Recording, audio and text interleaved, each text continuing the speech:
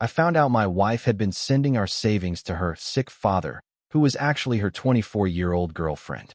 $90,000 gone. I invited her actual father for a surprise visit. When he showed up healthy, she went pale. I kicked her out that night. I'm not the type to obsess over money.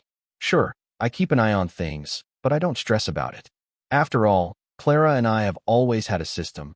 We each contribute to the household, and the savings we've set aside for our dream of opening a sports camp seems secure enough. Or at least, it did. I first noticed the shortfall a few weeks ago.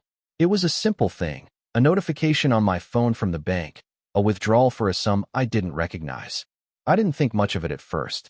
Maybe it was a mistake. But when I checked again, the number had changed. It wasn't a one-off slip. Over $12,000. Gone. I asked Clara about it, of course. She looked at me with those wide, defensive eyes that always told me she was gearing up to explain. She told me it was for her father's medical expenses.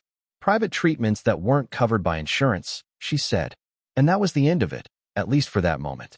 I wasn't happy about the withdrawal, but she sounded sincere. And I believed her. For a while. But then, the money kept disappearing. Over the course of a few months, I watched as another $30,000 seemed to vanish, again without any clear explanation. The next time I confronted her, my voice was harder than I intended, but I couldn't stop myself. Clara, what's going on? Where's the money going? She paused. The defensive look was there again, the familiar gaze she turned on me when she was about to deflect. I told you before, Sebastian. It's for my father's treatment, she replied, her voice tight. And you know how difficult it is for him. He's not doing well. I knew this, of course, but something felt off. There was a hesitation in her words, something that didn't sit right with me. But these transfers, they're going to an LLC, not his name. She shook her head quickly, too quickly. I told you, it's going through my sister. You know how it is, Seb. My father doesn't want anyone to know. He's too proud. He doesn't want visitors, and he's ashamed of being dependent on others. Her voice had an edge to it now. Guilt, frustration, maybe a bit of anger. Would you really let my father lose his ability to walk just to protect some money? I let out a deep breath, unsure whether it was my guilt or something else that made me back off. No, Clara. Of course not. But still, the doubt lingered in my gut. It was late one evening when I finally took a deeper dive into our finances. I couldn't shake the nagging feeling that something wasn't right. There were too many unanswered questions, and Clara's explanations, however well-intentioned, were starting to feel more like excuses. I opened the banking app and dug into the transaction history. My heart rate quickened as I sifted through line after line, each one a reminder of money that had slipped away. But then I saw it, something that made my chest tighten with dread. The money wasn't going to a personal account or to a hospital, as Clara had claimed. It was being transferred to an LLC, a generic name, one that didn't fit any of the usual suspects. No family member, no hospital, no treatment center. Just a name, a business. I stared at the screen, the weight of the discovery sinking in. I knew I couldn't just sit on it any longer. My mind raced, but I forced myself to stay calm. She had to know something more. This wasn't her father's treatment. This wasn't what she'd told me. The next morning, I didn't wait. I waited until Clara was finishing breakfast, sipping her coffee, and then I asked, almost casually, Clara, what's this LLC? Why are we sending money there?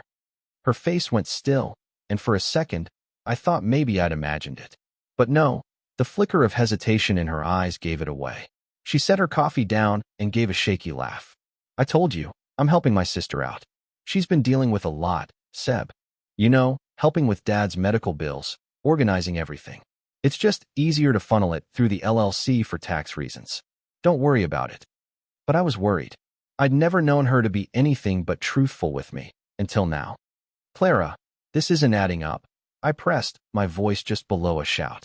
I thought your sister was handling things. Why would we need an LLC for her? Her face darkened, and for a moment, I saw the defensiveness flicker in her eyes. It's just easier that way, she repeated, a little too quickly, her voice rising. Why do you keep questioning me, Sebastian? My father is sick, and I'm doing everything I can to help him. I tried to keep my voice steady. I'm not questioning that. I'm questioning why the money isn't going where you said it was, and why you're hiding it from me. Clara's eyes flashed with irritation, but this time, it wasn't just frustration. It was something darker, something more insidious. She took a deep breath, forcing a smile. You're making something out of nothing, Sebastian.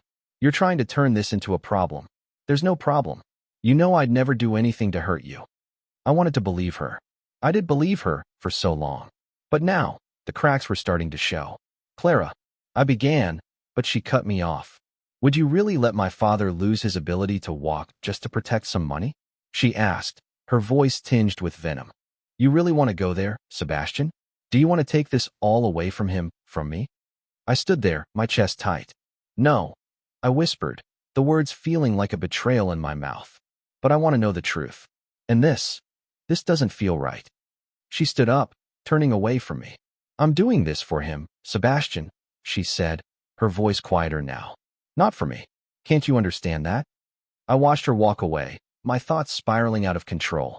The doubts were louder now. Every word she said, every glance she threw at me, felt like another layer of a story that didn't add up. I needed to know the truth. But for now, all I had were questions. And they were growing louder by the day. I hadn't planned on snooping. But as the days went by, the need for answers gnawed at me, relentless and unforgiving. I wasn't going to let this go. The money was still disappearing, and Clara's explanations were starting to feel like a wall she was building around herself. I needed to find out what was really going on. It was late one afternoon when it finally happened. Clara had left her laptop open on the kitchen table while she went for a shower. Normally, I'd have kept to my business and ignored it, but something felt urgent, like a clock ticking in my head, and I couldn't ignore the sound anymore. My hands shook as I walked over to the table. I opened the laptop and saw her email inbox, filled with names and threads I didn't recognize. I shouldn't have looked, but once I started, it was hard to stop. That's when I saw it. The name at the top of an email thread caught my eye, Crown Interiors Project. It didn't sound familiar, but what really made my heart lurch was the subject line. Transferred $5K. Can't wait to see you Friday. He suspects nothing. I clicked it open, my heart hammering in my chest. The thread was mostly between Clara and a woman named Elena, and at first, I couldn't believe what I was reading. Transferred $5K, one email read. Can't wait to see you Friday. He suspects nothing. The next email from Clara. I'll be home late tonight. Everything's in motion. He has no idea. I felt the blood drain from my face. My mind raced, trying to process what I was seeing. I scrolled further down the thread. More messages, all leading to the same conclusion. Clara had been seeing someone else. Elena. And it wasn't just the emails. There were photos, too. Explicit ones. I almost slammed the laptop shut, but I couldn't stop myself. I had to know everything. Another message appeared. You've been so good to me. You deserve everything you're going to get. This is the last piece. After this, we're free. Free? I felt my throat close. Free from what? Free from me? I couldn't breathe, couldn't think straight. I had trusted her. We had built this life together, and now, all I could see was the massive lie she'd been feeding me. The affair. The betrayal. It all clicked together like some sick puzzle, the pieces finally falling into place. Before I could process any more, I heard Clara's footsteps coming down the hallway. My mind was already spinning as I snapped the laptop shut, my hands shaking uncontrollably. She appeared in the doorway, towel still wrapped around her hair. What are you doing? I could barely look her in the eye. I wanted to confront her, to throw the laptop in her face, but I needed to stay calm. I had to get her to talk first. I forced a smile, my voice trembling slightly. I was just looking for something. Didn't mean to invade your space. She narrowed her eyes. You're acting weird.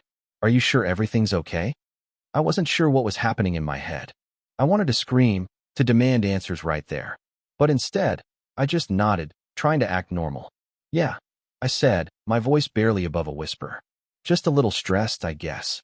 She smiled, but it didn't reach her eyes. You're always stressed, Sebastian. I nodded and stepped back, holding my breath. Yeah, guess so. As she walked past me to grab her phone off the counter, my mind spun. How long had she been hiding this? How long had Elena been part of this twisted web? I had to know more. I couldn't let this go. The days after I found those emails were a blur. The shock had worn off, replaced by a cold, calculated determination. I knew I had to confront Clara. The time for doubt, for questioning, was over. I couldn't pretend anymore that everything was fine. But I couldn't just do it in a casual conversation. No, if I was going to confront her, it had to be big. It had to hit hard. and it had to make her realize the weight of everything she had done. I needed proof. I needed her to feel exposed, just like I had. That's when I came up with the plan. I knew her father, Warren, had recently been visiting and was in better health than she led me to believe. It was the perfect setup. I called Warren that evening. He was shocked when I told him my plan, but he agreed without hesitation. He had been just as blind to Clara's lies as I had, but now he was furious, too. The next morning, I set everything in motion. I invited Warren over to the house under the pretense of planning a surprise anniversary party for Clara's parents. He agreed to come early, and when he arrived, I had everything ready. The moment Clara walked through the door, I saw the confusion in her eyes. I couldn't wait any longer. "Warren," I said, my voice firm, as I nodded to the man who had once been her rock. Clara's eyes flicked between me and her father, her face betraying the first sign of panic. "What's going on?" she asked, a nervous laugh escaping her lips. I didn't waste time. "What's going on, Clara, is that I've had enough of your lies. I know everything. The money, the affair. Elena, you." Her face went pale, and I could see the panic finally seep in, her facade cracking. "Sebastian, what are you talking about?" I dropped the laptop on the table in front of her, slamming the lid open. The emails were right there, everything she had been hiding, right in front of her. "Don't play dumb," I said, my voice low but seething with anger. "I know about Elena. I know about the LLC. I know everything, and I've been waiting for the right moment to confront you." Clara looked down at the screen, and for the first time, I saw her breath catch in her throat. I could see the guilt flood her face, but it was too late to take it back. "You." Her voice trembled as she tried to collect herself. "You went through my things. How could you do this? You don't trust me?" "Trust you?" I shot back, the words like acid in my mouth. "How could I trust you after everything? After I've been paying for your father's treatment, your lies, and this betrayal?" Her eyes darted around the room, avoiding my gaze, but the damage was already done. There was no way out. "Sebastian, save it." I snapped, my fists clenched. "There's nothing left to say. You've taken everything from me, Clara. My trust, my love, my future. For what? For him?" I gestured at Warren, and for the first time in what felt like forever, he spoke up, his voice thick with fury. "You've been lying to both of us, Clara. I've been here, thinking I was supporting you, and this whole time, you've been doing this behind my back." Clara recoiled, her eyes filled with tears, but there was no sympathy left in me. She had no one to blame but herself. She stood there for a moment, as if trying to gather some shred of dignity. "I didn't mean for it to get this far. I thought I could fix it." Her voice cracked, but I wasn't moved. "You've already ruined it, Clara," I said, my voice steady but cold. "You ruined everything the moment you started lying. And now, there's nothing left for you to fix." I watched her break down, but I couldn't bring myself to feel sorry for her. I was beyond that. The woman I had loved, the woman I thought I knew, was nothing but a stranger to me now. Warren stood up, his face red with anger. "We're going to have a long talk, Clara, and when we're done, you can figure out where you go from here. But I'm done supporting this. We're both done." As she looked back and forth between us, her eyes full of regret, I didn't flinch. The truth was out, and there was no coming back from it. "I never wanted to hurt you," she whispered, her voice barely audible. "I never meant for it to end like this. But it has," I said, my voice hard. "And I'm done." The silence that followed the confrontation was almost unbearable. Clara stood there, eyes wide with disbelief, as if she couldn't fully comprehend what had just happened. I could see her lips tremble, but I wasn't moved by her tears anymore. She tried to speak, but the words caught in her throat. Finally, she just stood there, defeated. I turned away from her. It was over. I didn't need to say anything else. I had already made up my mind. There was nothing she could do or say to fix it now. As the days passed, I made it official. I changed the locks, froze our joint accounts, and began divorce proceedings. It was strange, in a way, how much peace came with the decision, even as I knew it would be hard to navigate the storm ahead. But I wasn't going to let her drag me down anymore. I remember the day the lawyer called. I sat in my office at school, the weight of it all sinking in as I listened to her tell me about the next steps. I had to prepare for what was coming. The calls from Clara's relatives started almost immediately. It was my sister-in-law first, her voice tight with urgency as she demanded to know why I was doing this. Then came Clara's cousin, pleading with me to reconsider. It's just one mistake, Sebastian. You have to understand. She's going through something. I wasn't listening to any of them. I couldn't. Every phone call and message they left me only made me more resolute. I was done. But the worst part came when I started uncovering more of Clara's deceit. I didn't know what was worse. Finding out she'd been siphoning money from our accounts to fund her affair, or discovering the hidden loans she had taken out in my name. Loans I hadn't approved, for amounts that made my stomach turn. I found the documents buried in Clara's desk, tucked inside a file marked personal. Digital signatures, all forged. More debt than I could imagine. And all of it was tied to our shared assets. My credit. My name. I felt sick to my stomach. But the worst part was realizing I had no idea how deep her lies had gone. How much I didn't know. The final blow came when Clara's estranged cousin, who had been distanced from the family for years, reached out to me. Clara's been with Elena for months. She's been scamming you both, she confessed over the phone, her voice shaky but urgent. I'm sorry. I should have said something sooner, but I was scared. Elena's no good. She's done this before. She's a known scammer, Sebastian. The pieces started falling into place. The money transfers. The LLC. Elena was more than just an affair. She was the architect of Clara's betrayal, and it was all a carefully orchestrated plan to drain me dry. The anger was suffocating. How could I have been so blind? How had I let it go on for so long? I wasn't just betrayed in love. I had been financially wrecked, unknowingly. That night, I contacted a forensic accountant. I wasn't leaving anything to chance anymore. I was going to find every penny she'd taken, every false document she'd signed, and hold her accountable. I wasn't going to let Clara destroy me. A few weeks later, as I sat in the lawyer's office, preparing for the upcoming divorce hearings, I received a call from Clara's cousin. She told me about Elena's history, how she'd lured Clara into her web of lies during a wellness retreat. It was clear now, Elena wasn't just a woman. She was a predator. And Clara? She was just another victim of her manipulation. But as much as I wanted to feel sympathy for Clara, I couldn't. She had chosen this. She had chosen Elena over me, over our future. She had gambled with everything, and now it was over. I started the divorce proceedings that night, and the next day, I froze every account and asset we shared. It was time to protect myself, to protect what was left of my future. It was a week later when I found myself at my grandfather's hunting lodge. The place had always been a refuge for me, a sanctuary, a place I could escape to whenever life felt too overwhelming. I had spent countless weekends there as a kid, learning to fish, watching my grandfather tell stories about the past, about everything he had built. It had always been my plan to keep it in the family, to pass it down to my children one day. That was the legacy I wanted. But now, as I stood in front of the lodge, something felt off. The usual comfort I felt when I stepped onto the property was gone. The air was thick, heavy, almost suffocating. I knew something was wrong as soon as I opened the door. The place wasn't the same. It was as if someone had been living here, but I hadn't been informed. There were things out of place, furniture that wasn't there before, the smell of new wood, and it hit me like a ton of bricks, the faint scent of perfume. I walked through the house, the familiar creak of the wooden floor beneath my feet echoing in the silence.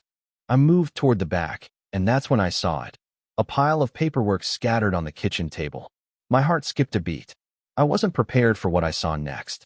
Renovation plans, contractor schedules, budget estimates. And in the corner of one of the documents, in bold lettering, was a name that chilled me to my core. Crown Interiors. It was the same name I had seen in Clara's emails with Elena. The same name that had been linked to all the financial transfers. I couldn't breathe as I stared at the papers, the weight of realization crashing down on me. Clara and Elena had been planning to flip the lodge. They had planned to sell it. To take it, my grandfather's legacy, and turn it into something else. Something that would make them money. It wasn't just a betrayal of me. It was a betrayal of everything that my grandfather had worked for. I stepped back, my mind racing. Clara had been sneaking around with Elena, plotting this behind my back, and I hadn't seen it. I hadn't even suspected. I could feel the anger bubbling inside me again, the sting of how much she had taken, how much she had stolen from me. I moved toward the stairs, a part of me knowing I had to check the upstairs rooms, even though I dreaded what I might find. The door to my grandfather's old bedroom creaked open, and my stomach turned. The room was a mess. Clothes scattered around, the bed unmade. But it wasn't just that. The dresser was open, and inside, I found more disturbing evidence. Feminine clothes. Lingerie. It hit me hard. Clara had been using my family's hunting lodge as a romantic hideaway. She had been bringing Elena here, using the place as her secret escape while I was oblivious, thinking everything was fine. I couldn't take it. The tears in my eyes stung, but they weren't from sadness. They were from rage. I couldn't believe how far she had gone. She wasn't just betraying me emotionally. She was stealing from my family's history, erasing everything my grandfather had worked for. I walked out of the room and headed to the basement, trying to hold it together. But I needed answers. I needed something that would confirm what I already knew. She had been planning this all along. I didn't have to look long. The security footage was there, waiting for me. It had been installed by my grandfather for safety reasons years ago, but I had never thought I'd be using it to uncover my wife's betrayal. I pushed the play button, and I watched as Clara came into the lodge with Elena. I saw them walking through the front door, laughing, talking like they didn't have a care in the world. And then, I saw Clara take out a set of keys, my set of keys. She unlocked the back door. That was it. The proof I needed. She had been here. She had been here, using my family's legacy as a getaway for her affair. I didn't know what to do with myself as I stood there, staring at the screen. Part of me wanted to destroy everything, to tear it all down, to burn it. But another part of me just felt hollow. How could she? How could she do this? I made the decision right then. I couldn't let her get away with it. I couldn't let her have any part of the lodge, any part of my legacy. I called a locksmith and had the locks changed immediately. I installed cameras everywhere, made sure no one could come in again without my permission. When I saw Clara later that day, I told her, coldly, that she was no longer welcome in the lodge. Her face went pale. She tried to protest, but I wasn't listening. It was over. Clara, I said, my voice hard. You've taken enough from me. I'm done. I thought things had reached their breaking point when I changed the locks on the lodge, but I had no idea how far Clara would go to regain control. It started small. Messages. Texts, mostly, begging me to reconsider, to let her come back and talk things through, to understand that it was all a mistake, that she had only been trying to help her father. But as the days passed, the messages got more frequent, more urgent, more desperate, and then the phone call started. Sebastian, please. You don't understand. I made a mistake.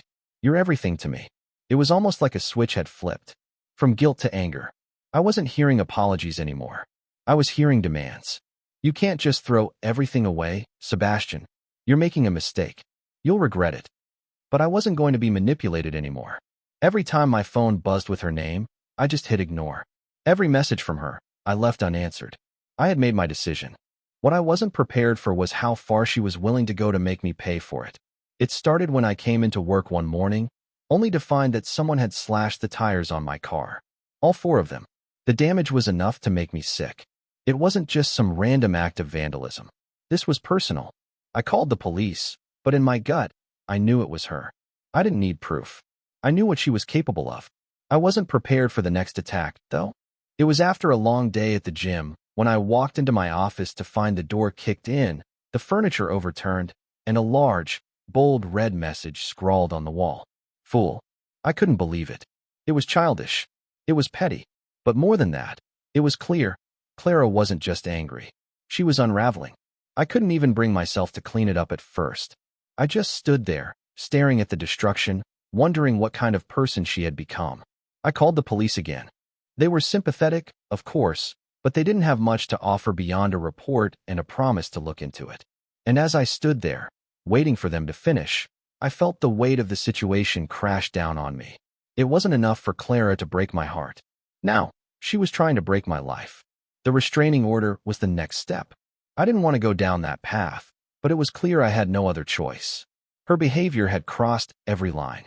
When the judge granted it, I thought I could finally start moving on. Finally feel safe.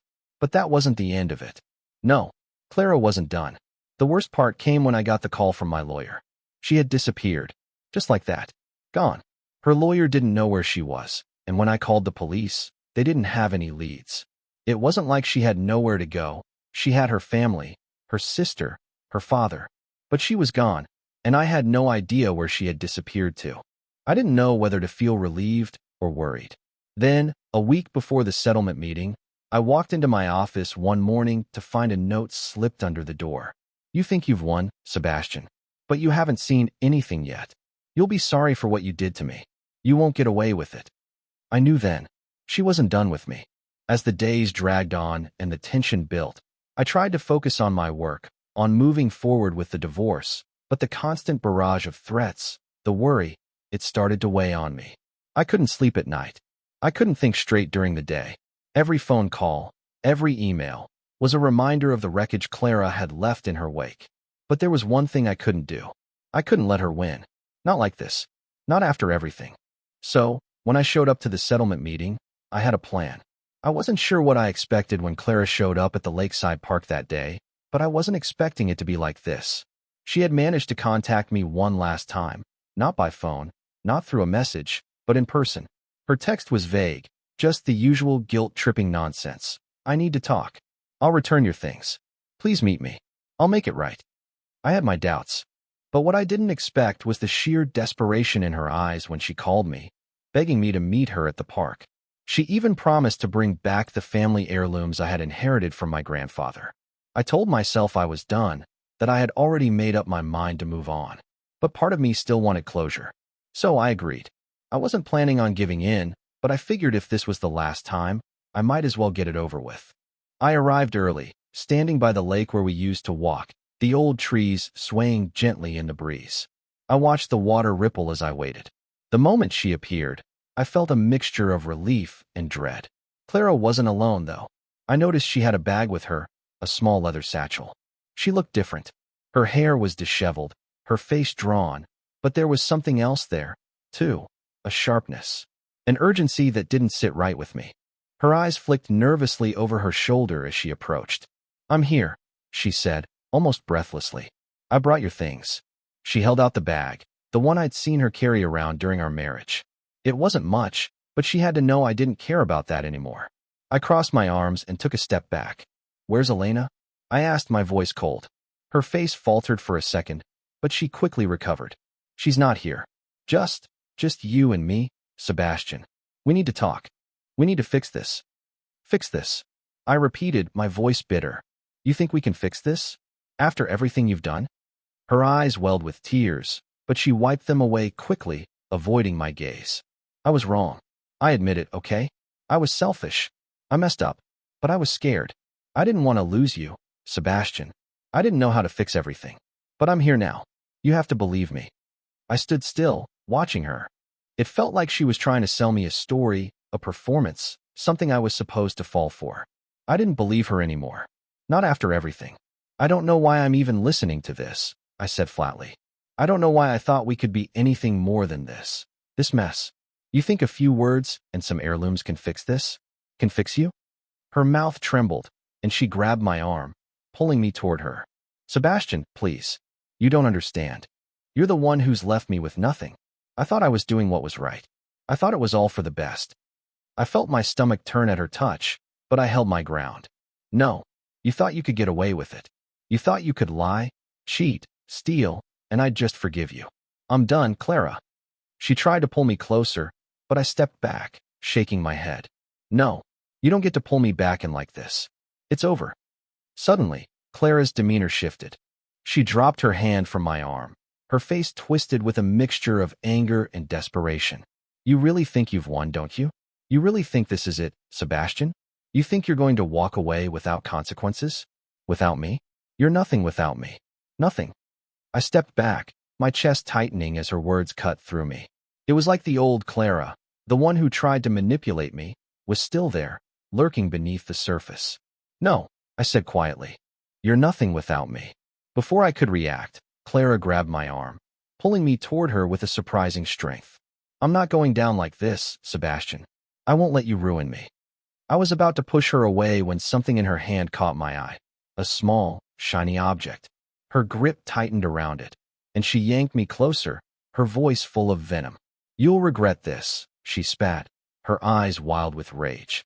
"You'll regret leaving me." At that moment, before I could react, police sirens wailed in the distance. I turned just as officers appeared, guns drawn, shouting for her to release me. Clara froze, her face going pale as she dropped the object, a knife. The officers rushed in, grabbing her arms and pulling her away, but Clara was screaming, trying to break free. "You think this is over, Sebastian? You think you've won? You'll pay for this. You will pay for everything." I stood there, stunned, as the officers dragged her off, her words echoing in my ears. I couldn't process it. She had come here to force me to forgive her, to make me feel guilty. But now this? I felt numb. My heart raced, but it wasn't fear anymore. It was something else.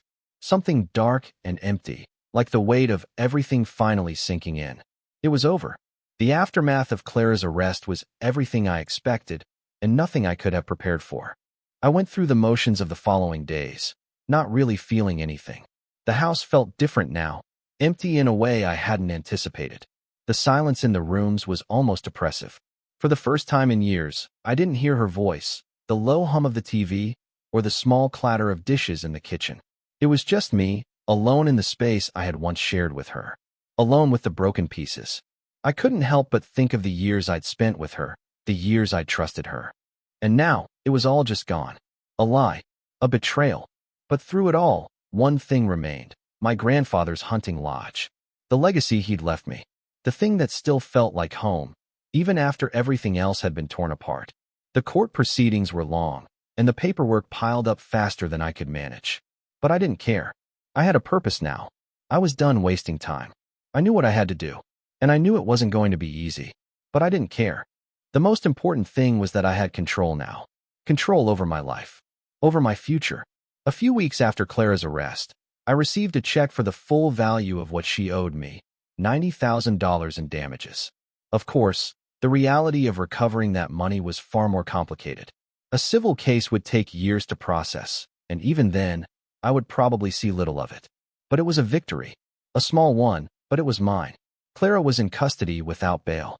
I knew she was likely facing years in prison, but part of me couldn't care less. I had spent so long holding her up, I was done with it. This was my time to rebuild, to fix what had been broken, not by her, but by me. I had let it go on for too long. The phone rang, breaking my thoughts. It was Warren, Clara's father. His voice was gravelly, as it always was when he was upset. "Sebastian," he said, his tone weary.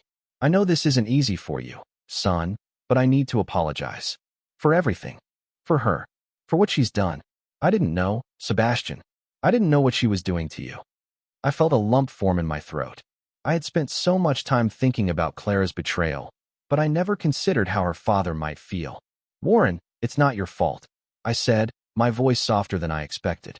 "You couldn't have known, but I appreciate it."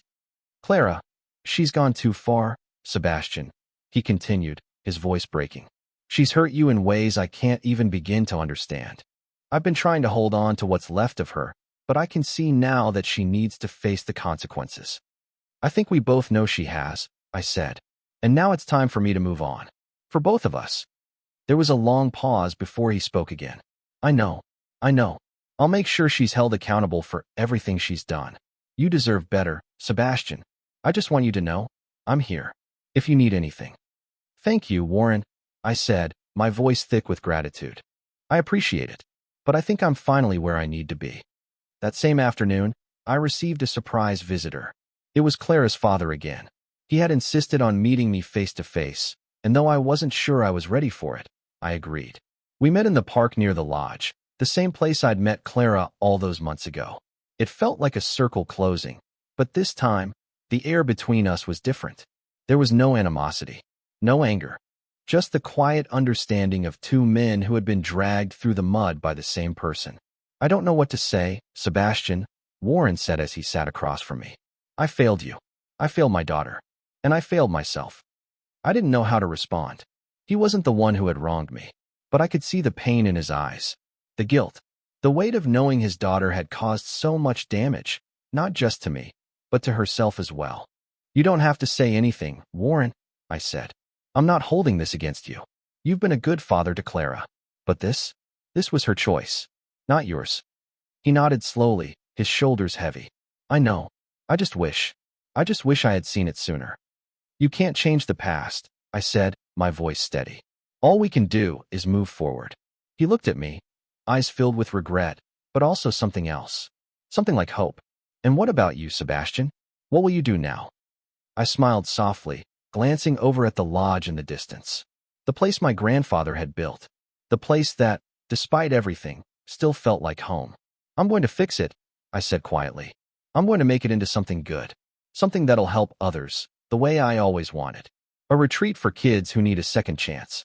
I don't want this place to be a reminder of what I lost. I want it to be a place of growth. A place of hope. Warren's eyes softened, and for the first time in a long time, I saw a glimmer of pride in them. That's a good idea, Sebastian. You're doing the right thing. It wasn't going to be easy, but I had already learned that. The road ahead would be long and filled with challenges.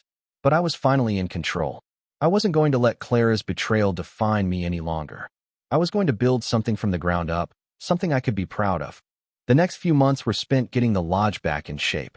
I worked with a team of contractors to restore the place to its former glory, and I slowly began to transform it into the retreat I had always envisioned. I partnered with local schools and youth organizations, bringing in at-risk kids who could benefit from the space. The first group of kids arrived in the spring, and when I saw their faces light up as they explored the property, I knew I was doing the right thing. I wasn't just rebuilding a building. I was rebuilding myself. And this time, I wasn't doing it alone. For the first time in years, I felt peace.